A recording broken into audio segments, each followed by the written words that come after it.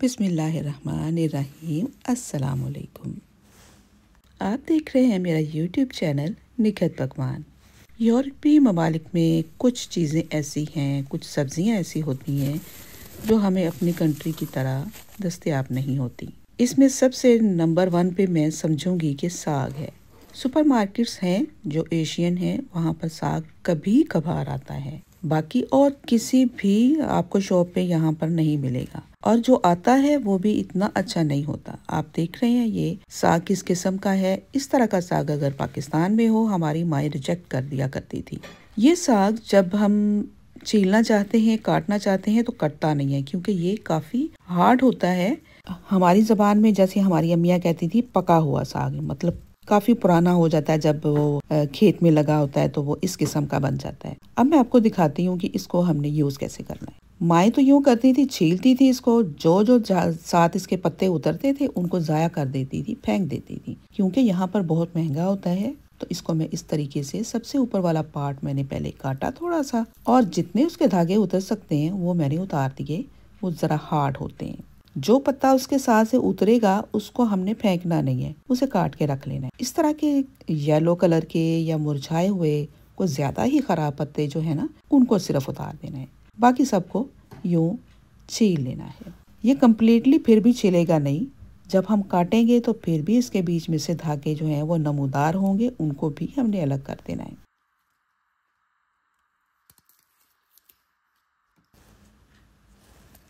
आज की वीडियो में मैं आपको सिर्फ साग को छीलने, काटने और तैयार करने का तरीका बताऊंगी। नेक्स्ट वीडियो दिखाऊंगी जिसमें मैं साग मुकम्मल तौर पे आपको पका हुआ दिखाऊंगी। इतना क्रीमी और मज़ेदार होगा, आप हैरान होंगे। इसी साग से बनेगा वो। इस तरह के फालतू पत्ते जो हैं येलो कलर के, वो आप फेंक दें।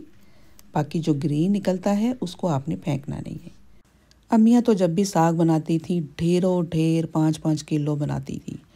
यहाँ पर क्योंकि सिर्फ मैंने ही खाना है या मेरी कोई बहुत अजीज़ होंगी जो जो पसंद करेंगी साग खाना, उनको मैं दूंगी। तो साग छीलते छीलते मैं इतना थक गई, बुढ़ापा आ गया, खड़ा भी नहीं हुआ जाता, और इस तरह तो ज़्यादा ही बेंड हो के तो मुश्किल हो रहा था मुझे। फिर मैं बैठ गई बड़े आराम से, फिर मैंने सारा छीला। साग छीलते छीलते जब ये इस तरह की सख्त पार्ट निकल आते हैं तो उनको आपने फेंकना बिल्कुल नहीं है।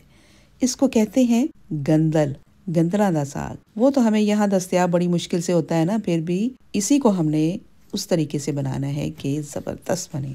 ये देखें, साग थोड़ा सा था, उसके अंदर डालने के लिए मैं 2 बंच लेके आई हूँ पालक के, और 1 बंच है बाथू का। पालक बहुत ज़्यादा रेत वाली होती है। इस तरह की रेत थोड़ी सी भी, एक ज़रा यानी कि एक चुटकी भी चली जाए तो वो समझे बेड़ा गर्क कर देती है। मैंने बहुत एहतियात के साथ इसको धोया। इस दफ़ा एक दफ़ा ही गलती काफ़ी होती है, बार बार नहीं वो गलती होनी चाहिए। जब हमें पता है कि ये चीज़ें रेत में पैदा होती हैं, ग्रो की जाती हैं, तो इसको धोने में बहुत एहतियात करनी है। तकरीबन मैंने 5 से 6 पानी इसको धोया है। पानी में डिप करने के बाद फिर मैंने इसको निकाला, छलनी में डाला, फिर डिप किया, फिर निकाला। जितनी रेत थी वो नीचे बैठ गई थी। तो जिन पत्तों में रेत ज़्यादा होती है उनको काट लेना है, काटने के बाद धोएं। इस तरह आसानी होगी, रेत नीचे बैठ जाएगी। तो पालक की दोनों गुठियाँ मैंने काट ली। अब बारी आई है बाथू की। बाथू तो यहाँ समझें कि आपको बहुत ही कम मिलेगा। एक तो ये कि मैं रहती हूँ बहुत दूर, गोरों वाला एरिया मेरा। यहाँ पर तो कोई सुपरमार्केट नहीं है, यहाँ तो सवाल ही पैदा नहीं होता कि बाथू मिल जाए। 2-3 शॉप्स हैं लोकल जो मुस्लिम, उसमें भी इस तरह की चीज़ें बहुत कम आती हैं। तो इसके लिए मुझे जाना पड़ता है अदर सिटी में। तो वहाँ तो इतने ज़्यादा पाकिस्तानी हैं कि इट पुट्टो तो पाकिस्तानी पाकिस्तानी निकल आते हैं। तो साग जूँ ही आता है ना वहाँ पर, तो औरतें मर्द सब ले जाते हैं। जब तक मैं पहुँचती थी साग ख़त्म। इस दफ़ा मैं गई, मैंने उनसे कहा, मैंने कहा भाई मैं 2-3 साल हो गए, मुझे साग नसीब नहीं हुआ भाई, मुझे प्लीज़ साग दे। तो उसने कहा अच्छा बाजी ठहरे, हम अंदर देखते हैं। अंदर देखा, उनको ताज़ा साग कोई नहीं मिला, तो यही था। तो इसी को उन्होंने फिर मुझे पैक करके दे दिया। और ये वाकई सच्ची बात है, मुझे 2-3 साल हो गए थे मैंने साग को टेस्ट तक नहीं किया था। और मैं इतना मिस कर रही थी, जब भी मैं लेने जाती तो ख़त्म, जब भी लेने जाती ख़त्म। एक दफ़ा गई तो वहाँ पर वो जिसको कहते हैं ना गोभी गोभी सरों, इस किस्म का नाम जो होता है, वाइट वाइट से पत्ते होते हैं, वो पड़ा हुआ था। मैंने कहा नहीं जी शुक्रिया, मुझे नहीं ये चाहिए। अच्छा, अब बारी आई है साग को काटने की।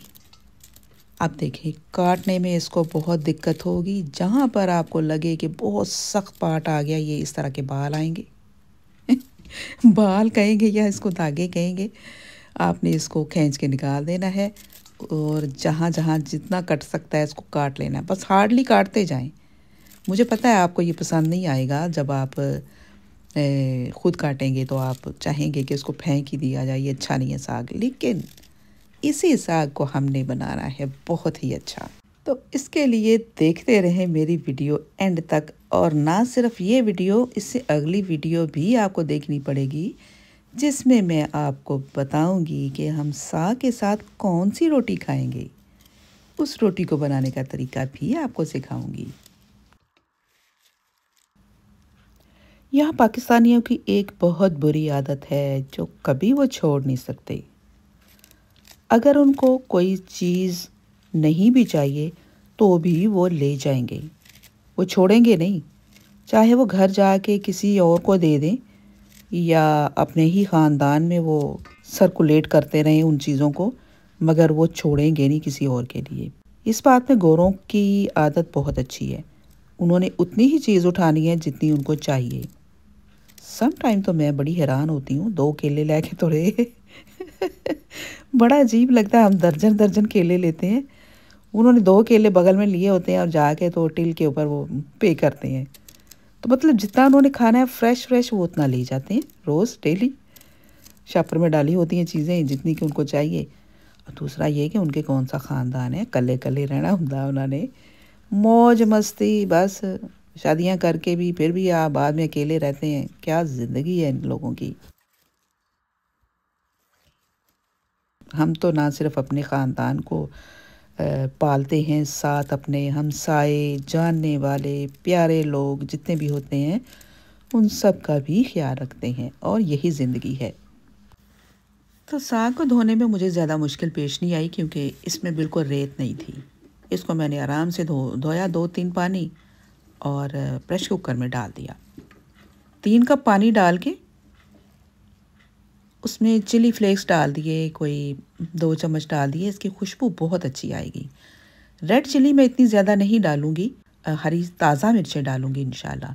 नमक भी थोड़ा सा डालना है, ज़्यादा नहीं, बाद में ऐड कर लेंगे। ढक्कन रख दिया ऊपर, और जब वो थोड़ा सा बॉयल हुआ तो पानी जितना भी था हमें वो ऊपर नज़र आ जाएगा कि कितना रह गया है हमने, क्योंकि इसका ढक्कन लगाना है तो कम ना हो जाए। 1 कप मैंने और डाल दिया और प्रेशर कुकर को बंद कर दिया। इसको मैंने 45 मिनट तकरीबन चलाना है।